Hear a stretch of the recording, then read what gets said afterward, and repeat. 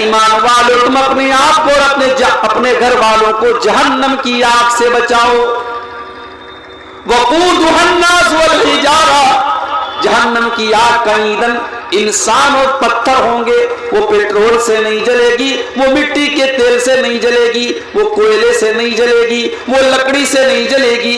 وقودها الناس والحجارہ، وہ انسانوں سے جلے گی، وہ پتھروں سے جلے گی. اس جہنم کے چوکیدار کیسے ہوں گے؟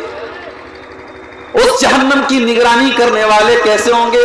فرمایا علیہا ملائکۃ غلاظ شداد لا یعصون اللہ ما امرہم.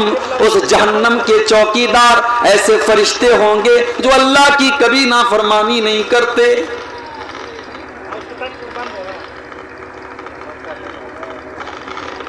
فرشتے اللہ کی نافرمانی نہیں کرتے، فرشتے گناہ نہیں کرتے.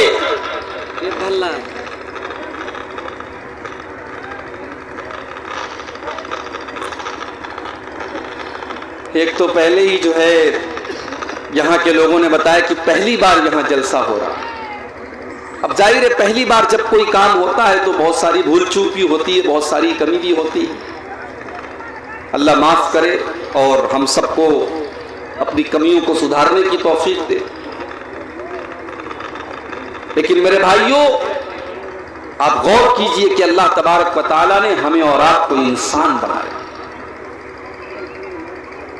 انسان بنایا، اپنی ساری مخلوقات میں سب سے خوبصورت اللہ تبارک و تعالیٰ نے ہمیں اور آپ کو بنایا. انسان سے خوبصورت کوئی مخلوق نہیں ہے. والتین والزیتون وطور سینین وہذا البلد الامین لقد خلقنا الانسان فی احسن تقویم. اے انسان ہم نے تجھ کو سب سے خوبصورت بنایا، سب سے سندر بنایا، سب سے پیارا بنایا. تجھ سے پیارا ہم نے کسی اور مخلوق کو نہیں بنایا. یا ایھا الانسان ما غرک بربک الکریم الذی خلقک فسواک فعدلک فی ای صورت ما شاء رکبک. اے انسان تو اپنے پروردگار کو کیسے بھول گیا، تو اپنے رب کو کیسے بھول گیا جس اللہ نے تجھے اتنا پیارا انسان بنایا، تجھے جیتا جاگتا انسان بنایا، تیری خوبصورت شکل بنائی، تیرے دو کان بنائے، تیری دو آنکھیں بنائی، تیرا خوبصورت چہرہ بنایا. جب تو ماں کے پیٹ سے پیدا ہوا اللہ نے تیرے شریر کو سڈول بنایا، تیرے شریر کے اندر کوئی کمی نہیں رکھی.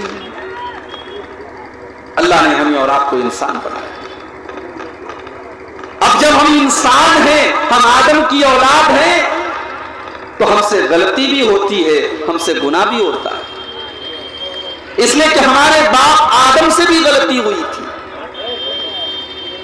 جب اللہ تعالیٰ نے آدم علیہ السلام کو بنایا اور حضرت آدم اور حوا سے کہا کہ تم دونوں جنت میں رہنا اور جو چاہے کھا لینا، جو چاہے تم پی لینا. لیکن اللہ تعالیٰ نے ایک درخت کو خاص کر دیا، ایک پیڑ کو خاص کر دیا کہ تم اس پیڑ کے قریب نہ جانا، اس درخت کے قریب تم نہ جانا. لا تقربا هذه الشجرہ. اے آدم، اے حوا، تم جنت کی تمام نعمتوں سے فائدہ اٹھا سکتے ہو مگر تم اس پیڑ کے قریب نہ جانا. فتکونا من الظالمین، ورنہ تم ظالم ہو جاؤ گے. اب شیطان ہمارے باپ آدم کے پاس اور ہماری ماں حوا کے پاس ہے. اس نے کہا کہ اے آدم، اے حوا، تمہیں پتا ہے کہ اللہ تعالیٰ نے اس پیڑ کے قریب جانے سے تم کو کیوں منع کیا ہے، اس پیڑ کو کھانے سے کیوں منع کیا ہے. اے آدم، اگر تم اس پیڑ کو کھا لو گے، اس کے پھل کو تم کھا لو گے تو تم ہمیشہ ہمیشہ کے لیے جنت میں رہو گے اور تم فرشتے بن جاؤ گے. حالانکہ آدم علیہ السلام کو اللہ تعالیٰ نے فرشتوں سے بھی افضل بنایا تھا، فرشتوں کو حکم دیا تھا کہ ان کو سجدہ کرو. مگر ابلیس اور شیطان جب ہمارے باپ آدم کے دماغ کو بھی گھما سکتا ہے تو ہم اور آپ کی کیا حیثیت ہے میرے بھائی. اس نے کہا اے آدم، اس پیڑ کو تم کھا لو، ہمیشہ تم جنت میں رہو گے اور تم جاؤ گے. اور جانتے ہو ابلیس نے اللہ کی قسم کھا کر کے کہا اے آدم میں اللہ کی قسم کھا کر کے کہتا ہوں میں تمہارا بھلا چاہتا ہوں, میں تمہارا دوست ہوں, میں تمہارا ساتھی ہوں, میں تو تمہاری بھلائی چاہتا ہوں.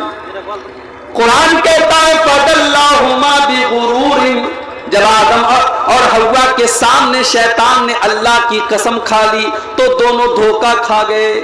جو اللہ والے ہوتے ہیں وہ اللہ کے نام پر دھوکہ بہت جلدی کھا لیتے ہیں. اللہ والوں کو اللہ کے نام پر بیوقوف بنانا بہت آسان ہوتا ہے. فَدَلَّاهُمَا بِغُرُورٍ, آدم اور حوا کو شیطان نے اپنے شیشے میں اتار لیا, دونوں نے اس درخت کے پھل کو کھا لیا. فَلَمَّا ذَاقَ الشَّجَرَةَ, جب آدم اور حوا نے اس پیڑ کو کھا لیا, بدت لہما سوآتہما, تو دونوں ننگے ہو گئے, دونوں کی شرمگاہیں نظر آنے لگی, دونوں کا ستر نظر آنے لگا, دونوں کے بدن سے کپڑے اتر گئے. دیکھو گناہ کتنی خطرناک چیز ہوتی ہے, اللہ کی نافرمانی کتنی خطرناک چیز ہوتی ہے کہ جیسے ہی آدم اور حوا نے اس درخت کو کھایا ان کے بدن سے کپڑے اتر گئے اور دونوں ننگے ہو گئے. فَاتَّفِقَا يَقْصِفَانِ عَلَيْهِمَا مِنْ وَرَقِ الْجَنَّةِ, لیکن آدم علیہ السلام کو یہ اچھا نہیں لگ رہا تھا میں ننگا رہوں, حضرت حوا کو یہ اچھا نہیں لگ رہا تھا میں ننگی رہوں. ان دونوں نے جنت کے پتوں کو توڑ توڑ کر کے اپنے آپ کو ڈھانکنا شروع کر دیا. پتہ یہ چلا کہ آدم اور حوا نے اپنی اولاد کو یہ پیغام دیا کہ تم ننگے مت رہنا, ننگے رہنا یہ انسان کی پہچان نہیں ہے, یہ جانور کی پہچان ہے. اور آج کے دور میں ننگے رہنا یہ ترقی کی پہچان ہے.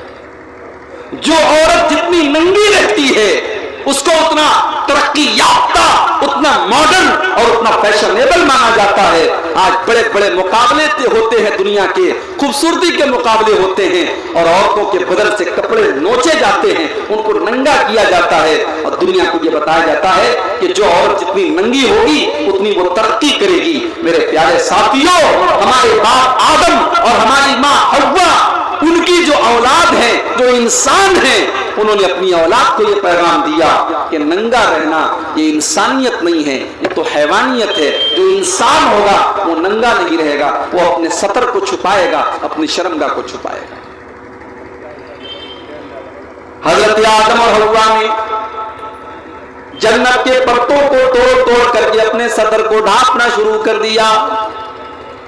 اللہ نے فرمایا الم انہکما ان تلکما الشجرتی, اے آدم کیا میں نے منع نہیں کیا تھا, اے حوا کیا میں نے منع نہیں کیا تھا, میں نے تم کو بتایا تھا کہ تم اس پیڑ کے قریب نہ جانا, پھر بھی تم نے اس درخت کو کھا لیا.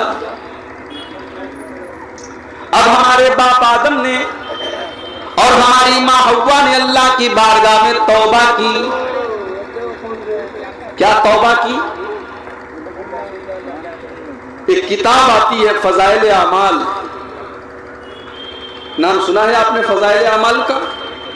ہمارے بہت سارے بھائیوں کے یہاں فضائل اعمال کو باقاعدہ درس کے طور پر مسجدوں میں پڑھا جاتا ہے. قرآن پڑھنا اتنا ثواب کا کام نہیں ہے جتنے ثواب کا کام فضائل اعمال پڑھنا. فضائل اعمال کے اندر یہ لکھا ہوا ہے کہ جب حضرت آدم اور حضرت حوا سے غلطی ہوئی تو وہ دونوں پریشان ہو گئے کہ ہم اللہ سے کیسے معافی مانگے, کیسے دعا کریں. تو ان دونوں نے اللہ کے یہاں لوح محفوظ پر دیکھا لا الہ الا اللہ اور محمد الرسول اللہ لکھا ہوا ہے.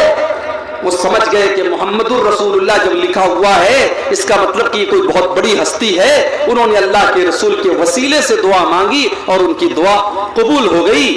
اور جب انہوں نے اللہ سے یہ کہا کہ اللہ تو محمد کے وسیلے سے ہماری توبہ کو قبول فرما لے, اللہ نے ان کی توبہ کو قبول کر لیا. کہاں لکھا ہوا ہے؟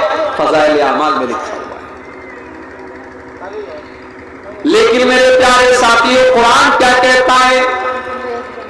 قرآن یہ کہتا ہے کہ آدم اور حوا نے اللہ کی بارگاہ میں یہ دعا کی ربنا ظلمنا انفسنا وَإِن لَّمْ تَغْفِرْ لَنَا